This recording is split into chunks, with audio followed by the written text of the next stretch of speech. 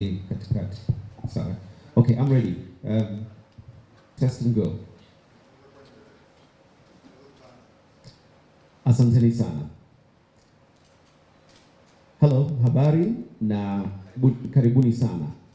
Good day to all our listeners and viewers, and welcome to the East African Dryland Agroforestry Post-Policy Brief Dialogue. My name is Taji Leondi, and I will be moderating. The discussion today is on agroforestry as a solution to challenges in East African drylands. I'm seated with members of the expert group by SIANI, the Swedish International Agricultural Network, and VI Agroforestry, who are co-sponsors.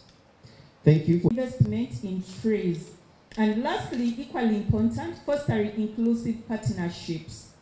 Scaling agroforestry requires co-design with farmers, indigenous communities, local governments, private sectors, and civil society.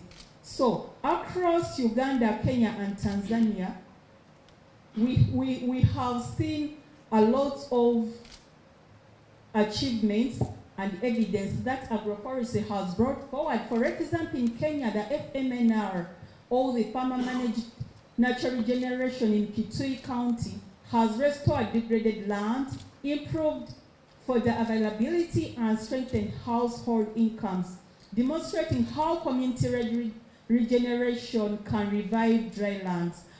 This is also evident in Uganda in districts such as Teso and Karamoja, integrating shea fruit trees, acacia species, and the mixed farming practices has enhanced soil moisture retention, stabilized yields, and opened new income streams through tree products, even during severe drought. In Tanzania, here where I am, for example, in Shinyanga, the Shinyanga Restoration Program, mostly known as HASHI, has revitalized Miombo woodlands through agroforestry and community stewardship, improving soils, supporting livestock systems, and restoring cultural ties to the land. These examples confirm that agroforestry is practical, scalable, and economically sound. It aligns with national development priorities and contributes directly to key global goals, including the zero hunger, climate action, and ecosystem restoration. So allow me to conclude with this. Agroforestry may not resolve every dryland challenge, no, but it stands among the most powerful tools we have to regenerate landscapes, strengthen livelihoods, and improve resilience. The time for policy conversation must now be matched with concrete practice. And beginning from now, let this be our collective call, you and me, to shape enabling policies, to support communities, and to commit to regenerating the landscapes that sustain us. Asante sana. Thank you. Thank you very much, Kezia, for the keynote address and rallying call, the actionable recommendations, country-specific examples, while you also highlighted the critical roles of gender inclusion, youth engagement, and advocacy in shaping effective policy and practice. And now over to you, my expert panelists. We are time barred. I'll give you about 3 minutes each, some maybe 5. We have 35 minutes, and let's get straight underway with thematic areas. And let's begin with you, Dr. Monica, the expert panel lead. What are the most pressing climate and food security challenges facing dryland communities in East Africa? And how does agroforestry address these issues? Karibu. Asante sana. There are so many challenges that the drylands communities encounter, and I'll just give a few.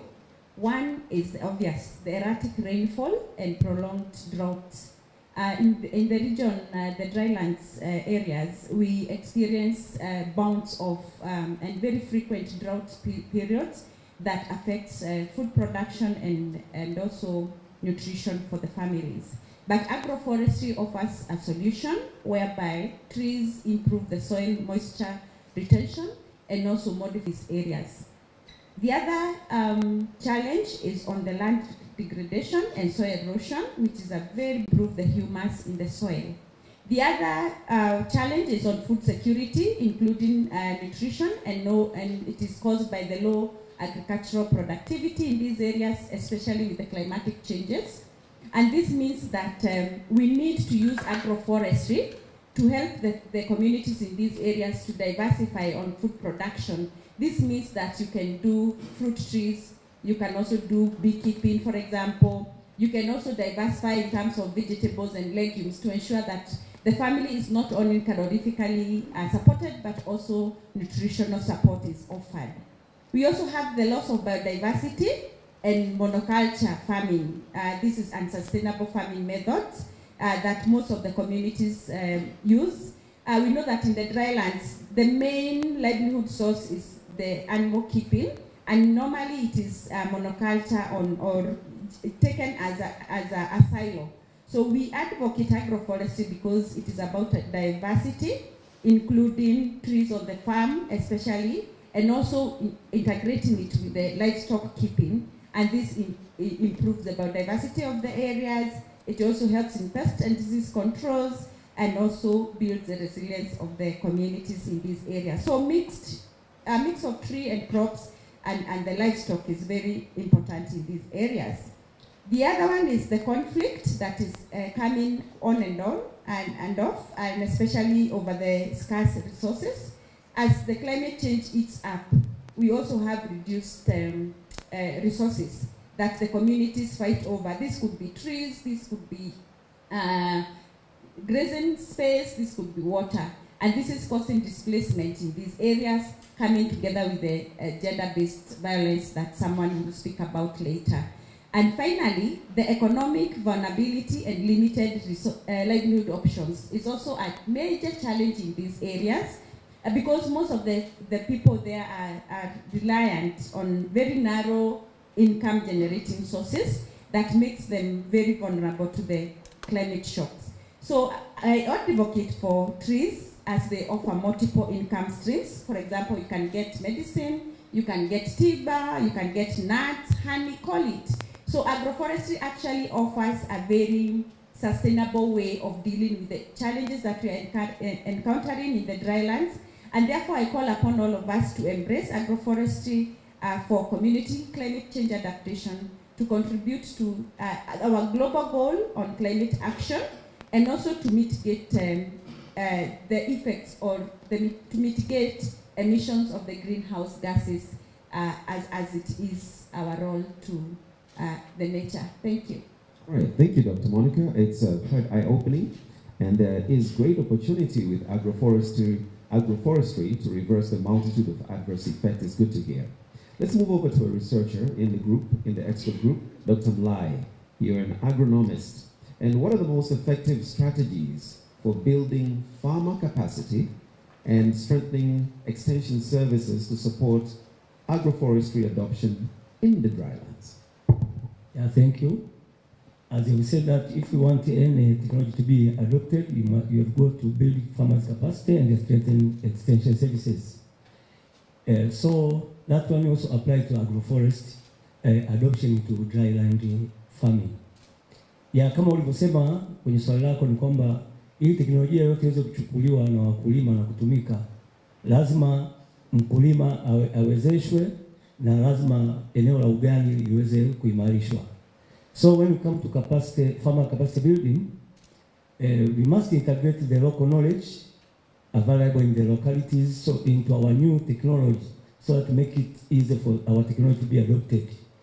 Imekuwa na tabia watu wanakuwa na teknolojia wanaipeleka kwa mkulima kama ilivyo na kujisahaulisha kwamba wakulima kuna mambo wanayoyajua yanayoendana na hiyo teknolojia, ambayo yale mambo ukishayaweka kwenye teknolojia yako inakuwa ni rahisi zaidi mkulima kuichukua ile teknolojia.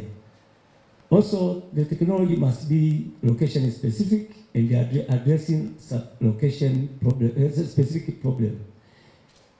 For example, maybe in the dryland, as Monica said, there's a lot of problems like soil erosion, soil fertility, and also water conservation. So we must also investigate to know your area, if it is having both or one of it, as some specific tree species address some specific problems. Ili teknolojia vizuri iweze kusaidia eneo husika, lazima hiyo teknolojia hiyo iangaliwe, hiyo je inatatua tatizo lililo kwenye eneo husika, kwa maana sio kila teknolojia inaweza kutatua matatizo yote na kwenye kila eneo. Kuna baadhi ya teknolojia zinatatua tatizo, kwa mfano la ukosefu wa maji kwenye udongo, kuhusu rutuba ya udongo na mmonyoko wa udongo, au sengine kuna sehemu inaweza kuwa na matatizo yote. Vile vile kunaweza kuwa na baadhi ya miti ambayo inaweza ikatatua matatizo yote kwa pamoja. Also, we must encourage farmer-led innovation by empowering farmers to do their own trials and then communicate the results with the wider community.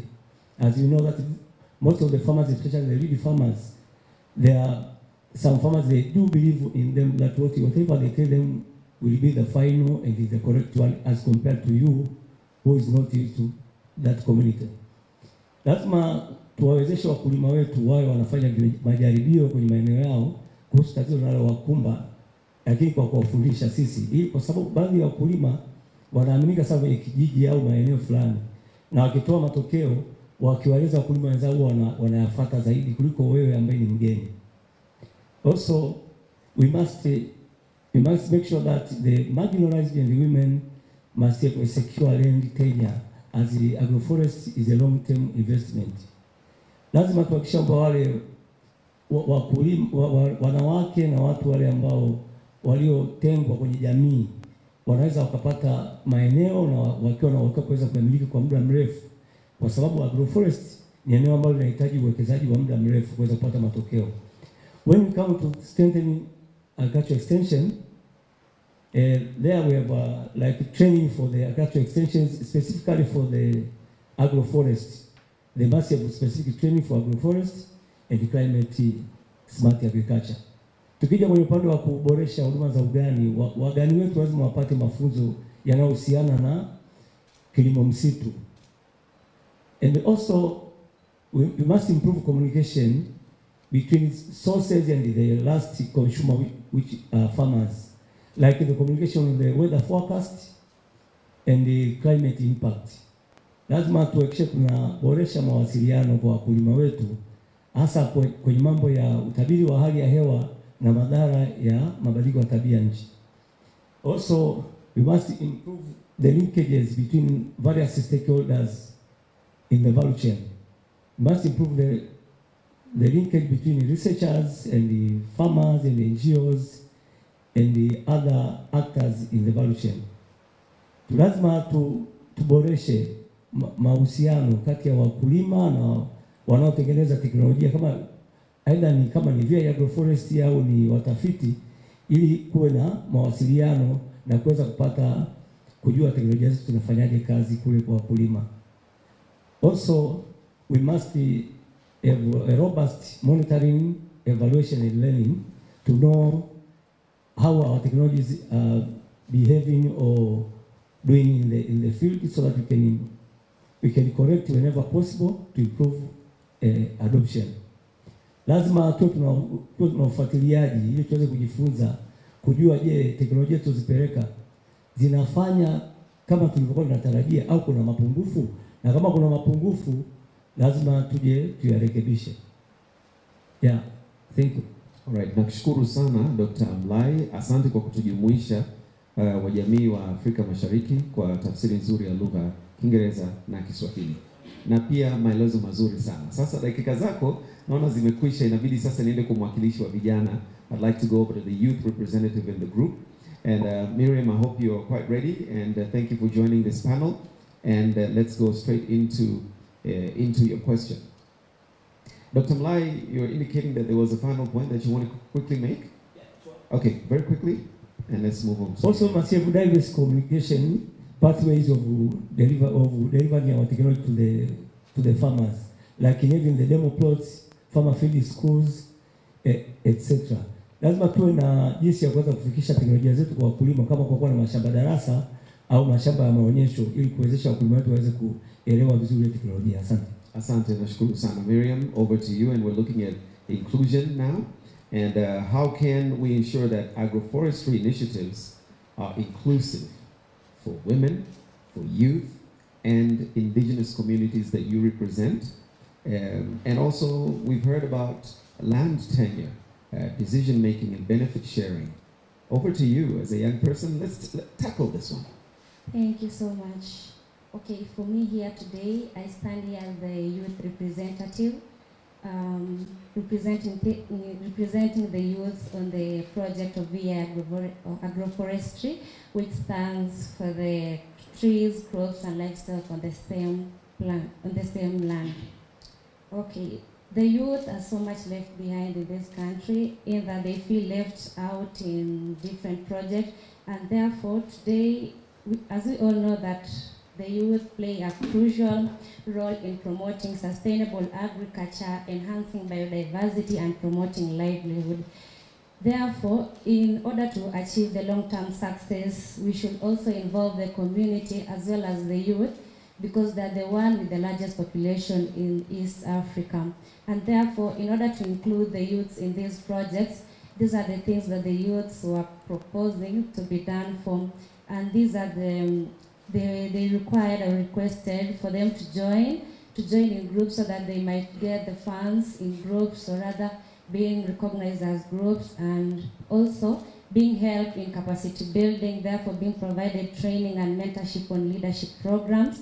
And as they deal with their project, they also requested that they might be helped in access of markets, in that they are being able to create job opportunities or access to loans in which will help them carry on or expand their project. Therefore, I would like also to encourage my fellow youth that not only to depend on white-collar jobs, but also to be part of this program of climate change, which is dealing with the VI Agroforestry. Thank you. All right, thank you very much, Miriam, for representing the youth. We've heard you resoundingly. Now let's go over to the representative of the women in the group, women and youth. Elizabeth, how can traditional knowledge and scientific research be integrated to enhance agroforestry practices and ensure long-term sustainability? Picking up from Dr. Mlai. Thank you so much, Taji. I think that's a very interesting question and a very pertinent one. So I believe the key to integrating sustainable agroforestry in drylands lies in bridging two worlds that are often viewed and kept apart. This is traditional knowledge and scientific research. Communities in East Africa, especially pastoralists, smallholder farmers, indigenous groups, carry with them generations of ecological wisdom. They understand which trees withstand drought, how soils respond to varying rainfall, grasses which are resilient in a varying climate and a changing climate, and which ones are beneficial to their livestock. They know how to balance trees, crops, pastures, and livestock in a fragile ecosystem. So this knowledge, the traditional knowledge, is often undervalued in research and policy spaces, and I don't think that's a good thing, and evidence shows that it's not really a good thing, because the result is that we often tend to design projects that are very technologically sound on paper, but are very socially disconnected. So what would happen if we will do the reverse? What would happen if we linked ecological knowledge and guided it with scientific experimentation? And we have seen evidence of this in some of the projects I have been involved in, such as the Dryland Transform project, where we allowed the communities to lead and to inform which grasses we were to grow in their landscape, which tree species to incorporate for their restoration plots. And the outcomes were not just ecologically resilient, they were also very socially embraced. This is possible now to scale outcomes and impact at a landscape level. So to answer really your question is, it begins with co-creation. Communities, women, youth shouldn't really be treated as beneficiaries of science, because they're really not. I view them as co-researchers, I view them as co-creators. We need, as Dr. Mlai was saying, and he was very pressed to put on that point across, we need to involve them in participatory trials. We need to include them in farmer field schools and community learning exchanges, such as the symposium that we will be having here in Tanzania from tomorrow all the way to Saturday. And this allows for local wisdom to be integrated into scientific insights, and we are able to evolve together as a society. This shared process then enhances what is, I call, ownership and trust and sustainability. And those, I believe, are tenets of our society to grow and to advance together. Another critical and equally important step is how we document and share. We all know that traditional African knowledge and wisdom is taught orally, in experiential learning, and it's passed down through generations. I was giving an example that that's how I learned the pastures in the drylands, and there was an overlap and interlink between the Maasai elder that trained me on grasses and the botanist at my university, because they allowed me to feel the textures of the pastures, they allowed me to see the differences. And then now, how does research come in and bridge all these? Research can help in preserving it, recording community practices, validating where possible, because it's necessary to validate which ones are working, which ones work for which regions. And then now with that, then we bring it back to the society and to the communities in a language format or in a format that is accessible to them. This could be local radio stations. So beyond the major media outlets, we go to the local radio stations. We can also do that and integrate that into posters that are translated in local languages, because it's easy for them to see. We can have pictorials, and that's very possible to integrate the two. And then we can also have demonstration plots. And then the key one, and that's probably why I'm here, is how to include youth, women, indigenous groups, really much everyone that we sideline, yet they are very critical. An example is women, and I was just the other day and earlier today, I was saying that women are essentially the beast of burdens of society. They're laden with taking care of the home, and they're also the ones who are taking care and managing the home gardens. They're the ones who are tasking with managing the tree nurseries.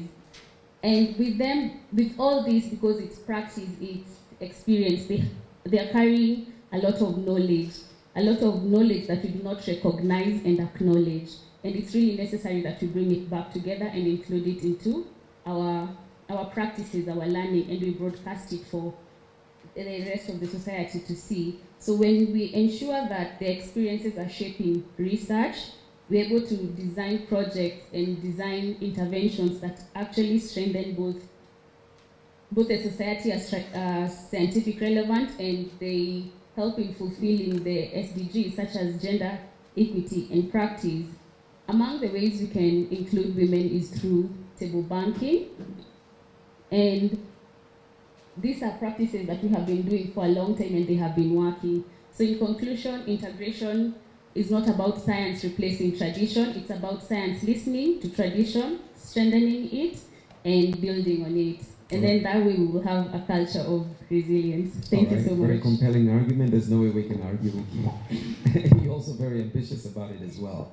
Let's move over to Kaka Omari Mwaim. You are an entrepreneur, a farmer. You're young, but you're saying you're rather representing the farmers and not the young people. Okay, that's all right. You're from AMSHA, the rural entrepreneurship. And in what ways can the private sector, particularly agribusiness actors, be incentivized to invest in agroforestry systems in dryland regions? And how can such investments be structured to ensure both commercial sustainability and also long-term ecological sustainability? Thank you very much. Karibu Kaka Omari. Thank you very much, Kakataji. Yeah, I'm representing farmers, as you mentioned. Farmers are the biggest, in my opinion. It's very important, biggest private sector across the region. So it's very important to be represented. And how are we going to incentivize them so they can invest in agroforest? I have the following suggestions. Number one, through fiscal incentives such as tax order. We know investing in the agroforest is a long-term investment. It takes a long time to see the benefits out of it. So it's very important to introduce a tax order to those investors, the farmers and the other business sectors, so they can feel it's the way to encourage them to invest in that sector. Number two, farmers should be facilitated to access carbon credits. This is very important because right now, the process and the procedures of accessing carbon credits are cumbersome, right? Not very easy to follow them and to access them. So those who are responsible to make sure whoever qualified to access carbon credits get them, farmers and the other agribusiness sector should be included as well and be facilitated to access them. Number three is through price support. We need to guarantee the offtake of agroforest products such as fruits, like timber, fodder, and so forth. We should introduce like sort of premium price, a better price for those who are investing in agroforest, so they can feel like we must do this because you get a better price of your produce than doing the other way around. That's my suggestion number three. And talking about commercial viable business models, which is a part two of the question, I would suggest the following. Number one is we should promote outgrowers or contract farming, where buyers or processor work in a contractual arrangement with farmers, smallholder farmers particularly. So the processor or buyer provides seedlings, provides other inputs and technical support, and might provide financial support to the farmers. And later on, farmers will supply those produce to the processor or buyer. This is one of the models that we should promote. And secondly, we should also keep on educating the farmers and those agribusiness sectors when they are doing the farm clearing, bush cleaning, farm preparation. It's very important for them to leave behind a certain number of trees, a certain percentage, like 10, 15 trees should be left behind, because that's how we promote agroforest. Or they should now start planting trees along the farm border. That's the way of integrating best agricultural agroforest practices to them. Kwa kifupi, wakulima wawezeshwe ili waweze kujikita zaidi kwenye kilimo misitu, ni lazima wapatiwe msamaha wa kikodi au nafuu wa kikodi, namba moja. Namba mbili, wawezeshwe kuuza hewa ya ukaa. Namba tatu, mazao yanayotokana na kilimo mseto yapatiwe bei nzuri zaidi ambayo itatoa hamasa kwa wakulima kuweza kuwekeza hapo. Asante. Alright, nakushukuru sana kwa mchango wako mzuri. And now let's continue, let's proceed. Now, Mary, I'm going to come over to you, and we're now going to discuss some of the policy challenges, and so here are some of the questions that I've prepared for you. I'll give you a little bit of time.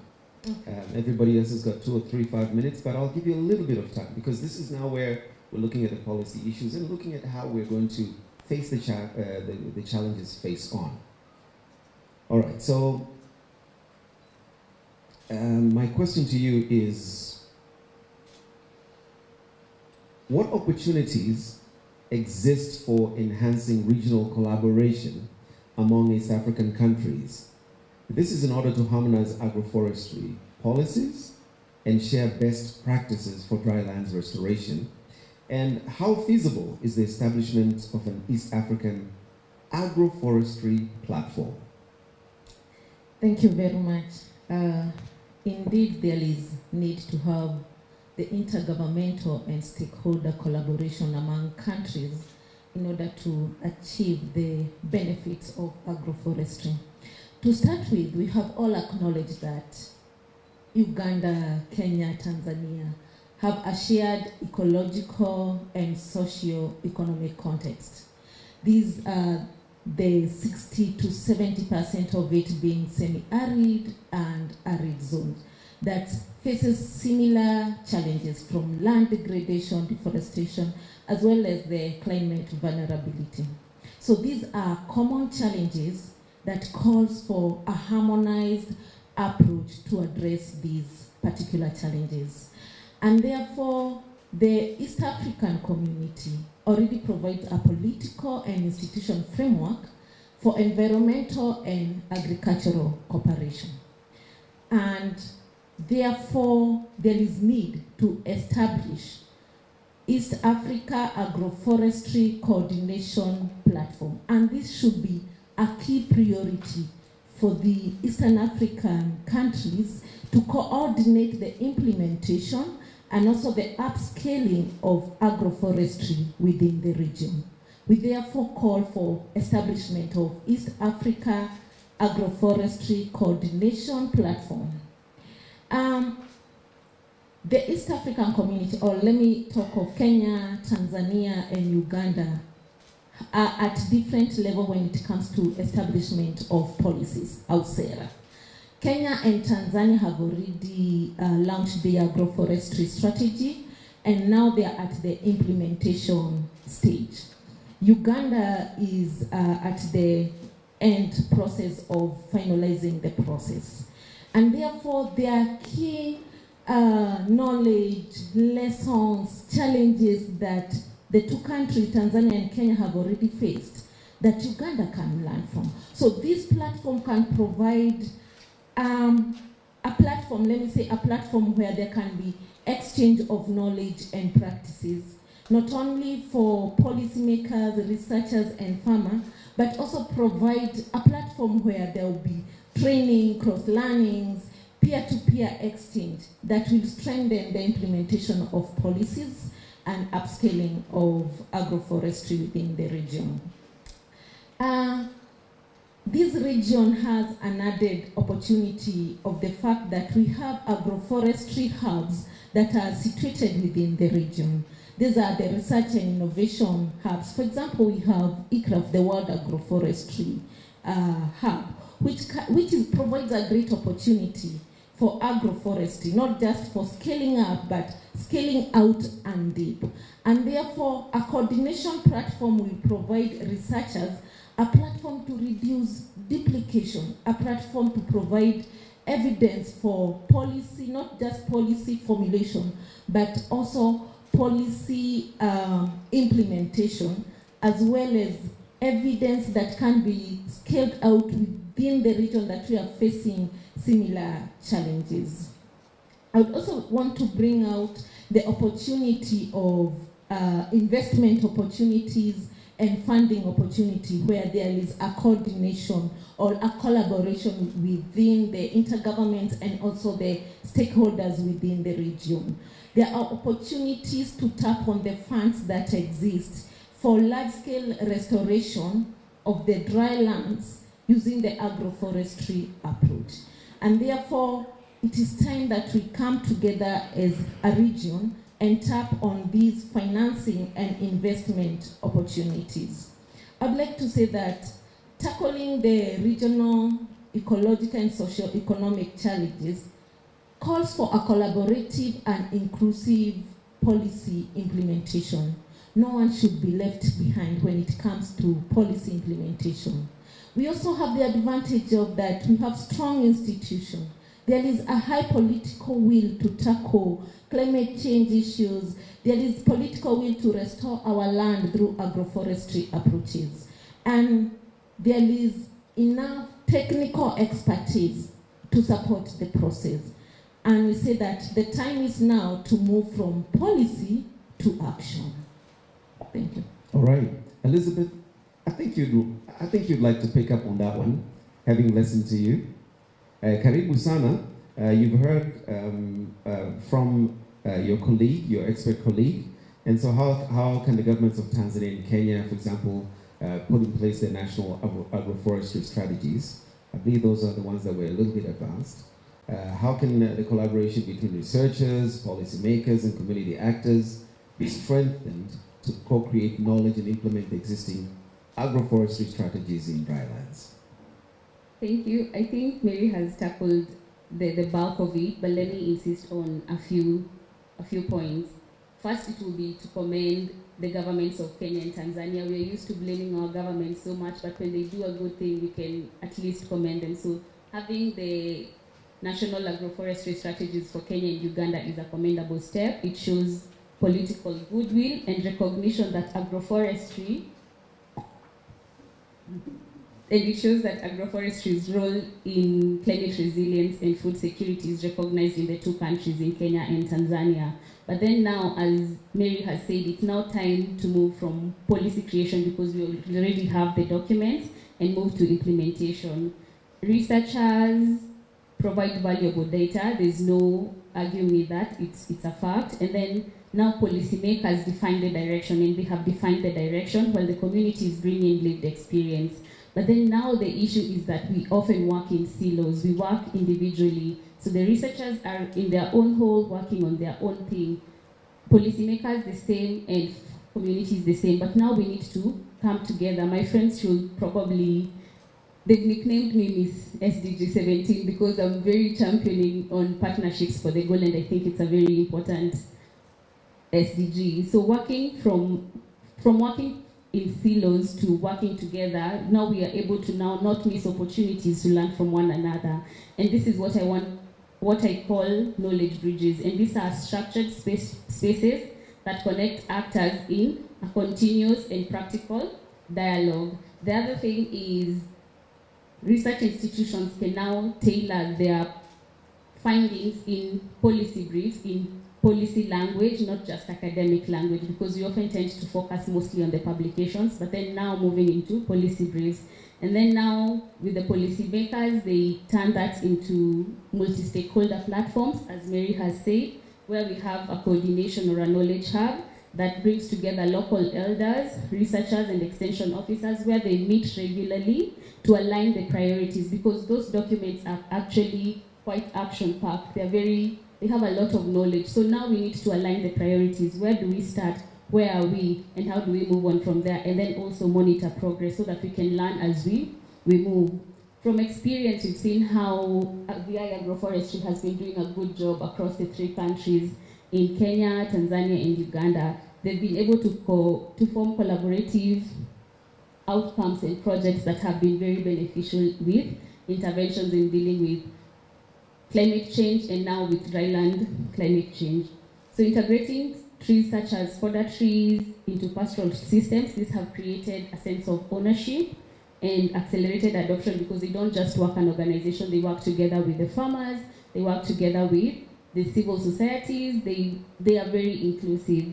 And then now the next thing is organizations such as EcoHope Africa, where they're showing that communication and storytelling is a very much part of science, it's a very much part of bridging the final gap in what we're doing. So we make such concepts, which sometimes are very technical dense, to be understandable to the everyday citizen, to the farmers, to the communities. Then they are able to be relatable and actionable, especially among the youth and women. I love those groups. Now, policy research, when policies reach people through human stories, we see that they stop being abstract, they stop being these daunting tasks to being lived possibilities. And then another critical thing for collaboration is institutional memory. So every pilot project, as Mary has said, and every local success should fit into a national and regional database. We avoid duplication, but more importantly, we strengthen long-term learning. Over time, we could evolve this, as we've said, into an East African agroforestry coordination platform that will be a knowledge hub. We're linking research, practice, and policy across borders. And we aligning them with very critical frameworks such as the AFR 100, the AU's Agenda 2063, and the International Year of Rangelands and Pastoralists 2026. These are critical and global frameworks that agroforestry feeds into. So ultimately, collaboration isn't about who leads. It's about how we learn and how we act together. So when each actor contributes their unique strength, our national strategies will move from paper to practice. And it's now with this call that we want to call on to Uganda, our friends in Uganda, please, please, please now create a national strategy on agroforestry. It's very critical, it's been proven. There's no way Kenya and Tanzania, we've seen it's working, and now we have a strategy so that we move together, because we believe in leaving no one behind. Thank you. And that's why we come together for this important Exactly. I think we should have some headway in the next 2 days. True. Thank you very much. I'd like to thank you, Mary, and also Elizabeth, for discussing this particular very important point. But this one may be one of the crucial points as we move to our final expert, Bernadette. And Tukwasa, you are a Forest Carbon and Compliance Officer at Trio Uganda. The key word here is financing. We've heard about investments and so forth. So financing. What innovative financing mechanisms or incentives, for example, climate funds, subsidies, value chain development, what are needed to support agroforestry in drylands? We're listening to you very carefully, Bernadette. Yes, thank you very much. I won't repeat what has been asked to me. I'll go straight to the point. The first thing that I'm looking at to speak into policy is the blended financing. This is a mix of tax holidays, subsidies, because you look at drylands, they're facing a lot of challenges, and most of which are natural and humanity has no control over. So blended financing will increase and entice investors to come into the country because of the packages that are added to dryland forestry and agroforestry activities. I want to speak to payment in ecosystem services. This is something that is new and very critical and interesting when someone hears about it. But we are attaching a monetary advantage to farmers and practitioners that are promoting soil health improvement, carbon sequestration, water retention through the activities that they're doing, could be downstream or upstream. So the payment in ecosystem services is actually bringing importance of what most politicians do not recognize. They be like, okay, the forests are there, where is the money? So the money is coming in as payment for ecosystem services, which is also addressed as carbon trading, whereby maybe an arrangement is made between a farmer and a project owner to plant trees for a certain period of time, and they obtain credits from the carbon that is sequestered and stored by their trees. Another incentive that I would speak to is agroforestry insurance, something that is new, very attractive, but quite complex to understand. A number of economists try to avoid nature-based solution insurance because of the number of risks that are attached to it. But if a percentage is attached to these risks, say drought, speak to flooding, if a percentage of insurance attached to these activities, then dryland farming and agroforestry will not be such a big deal. A farmer will plant the trees when they know that they have a policy that will cover them in case of disaster. This will also speak to maybe, I will also speak to microfinancing, particularly innovative incentives like micro-leasing. Farmers in the dryland forestry, they would not have vast amounts of land because I'm understanding the tenure in Africa is community land incentives. But they have machinery. We should be able to appreciate the irrigation systems that they're having and award them a loan. And the corrector being their capital good. Say a tractor could be irrigation system. This will earn them some money in their pockets. Let's look at sustainability-linked loans. We educate our farmers. A number of capacity building has been mentioned. Teach farmers how they can get these sustainability loans. Talk about the small green bonds that can come through the different banks within these farmer communities.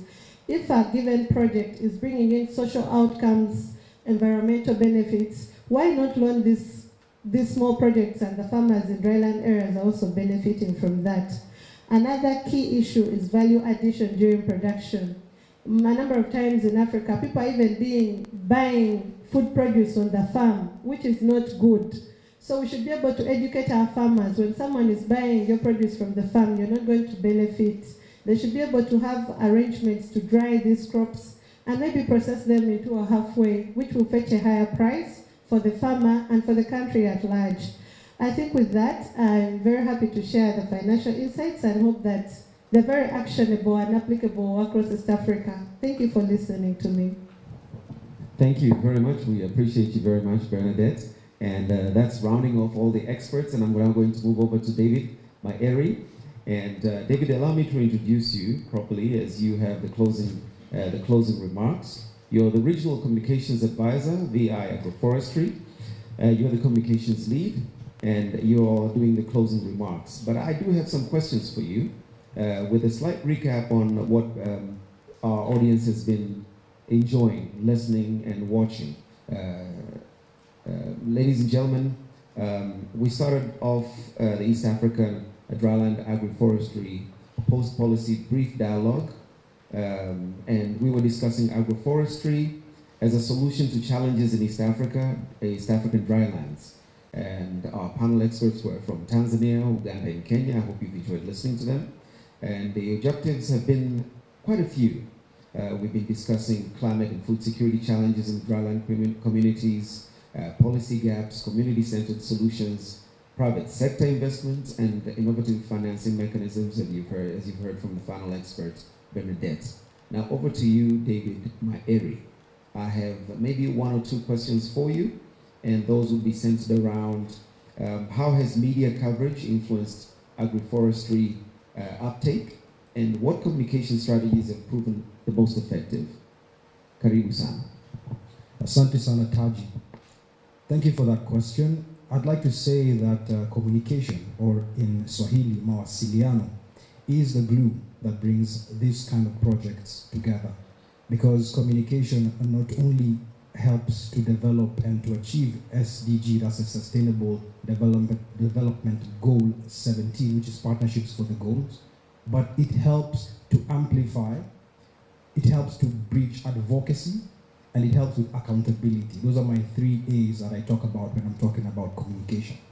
When we say advocacy, we're talking about communication, good storytelling moves policy faster than data can.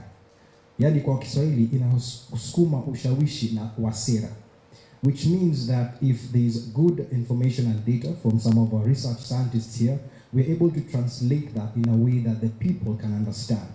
And so it moves from paper and policy to people and practice. And that is the power of communication.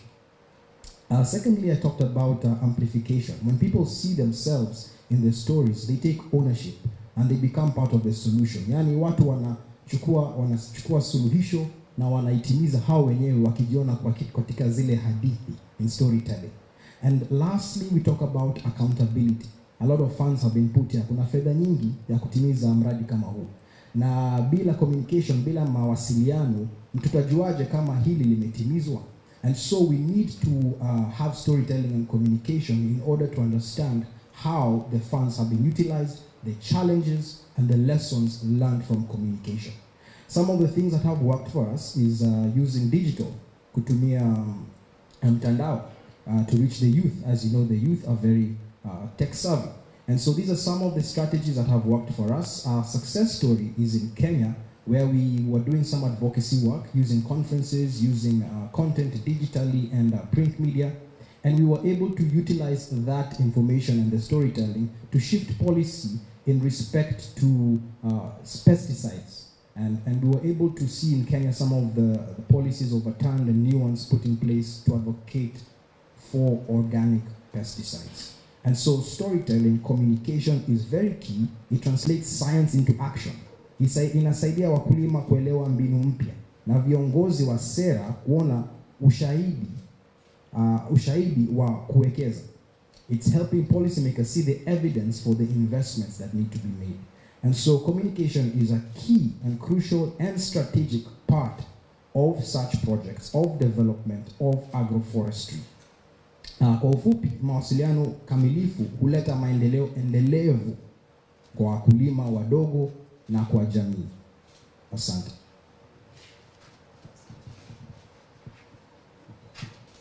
David, as we move forward into day 1 and 2 of the symposium, any words to the communities of East Africa and within the drylands? Asante sana.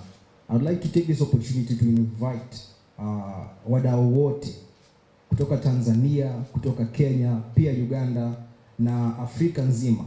If you can make it to Musoma for the next 3 days, we will be in Musoma for the annual symposium kwa maonyesho ya kilimo mseto, and there will be all these great panelists here to answer your questions and to offer more insight on agroforestry. They'll be showcasing of farming practices very practically. There are farms in the symposium. Kwa hivyo tunawakaribisha nyote, karibuni sana Musoma. All right, thank you very much, David. And this concludes our dialogue. And thank you very much for joining us. I was seated with members of the expert group by SIANI, the Swedish International Agricultural Network, and VI Agroforestry, who are co-sponsors. Some of the issues that you've heard emanating from the discussions and from our dialogue today have been on climate change impacts and agroforestry benefits, building farmer capacity and extension services, inclusive agroforestry initiatives, integrating traditional knowledge and scientific research, private sector investments and policy alignment, regional collaboration and knowledge sharing, as well as financing and market opportunities, and communication and visibility, which is a power to be reckoned with. Thank you for joining us. We were live on Mwananchi digital platforms in Tanzania, the Daily Monitor digital in Uganda, and NTV Kenya digital platforms in Kenya. And once again, allow me to thank my esteemed and expert panelists, Ms. Nabalirwa Sarah Kezia from Uganda. Thank you very much. And Dr. Monica Nderitu, the Environment and the Climate Change Resilience Advisor at VI Agroforestry. Thank you very much. And the project lead as well. Miriam Chemtai, a young representative from Paran Women Kenya. Karibu sana. Dr. Deusdedit Pitamlai, the agronomist from Tanzania with TARI. Thank you very much for your insights on research and academia. Elizabeth Githendu, range land ecologist from University of Nairobi, representing women and youth, and thank you very much for your vigor and passion in this area. Kakomari Mwaim, a farmer and agribusiness expert from Amsha Institute of Rural Entrepreneurship. Thank you very much for representing the farmers in this dialogue. And Ms. Mary Irungu, Policy and Advocacy Manager at Participatory Ecological Land Use Management, Pelham, Kenya. Thank you very much for representing the civil society. Very well done. Ms. Bernadette Natukwasa, Forest Carbon and Compliance Officer at TRIO, Uganda. I think you need to unpackage some of the language you're speaking. It's brand new, but it's also very exciting. Thank you for imparting that. And of course, Dr. David Maeri, the Regional Communications Advisor, thank you for the welcome, and we wish you well for the 2-day symposium. From us here, we'd like to say asanteni. Let's wave to everybody. Na kwa Kiswahili tunasema karibuni sana, kwaherini, na muwe na siku, usiku, asubuhi njema popote mlipo. Asanteni sana, tunawashukuru sana.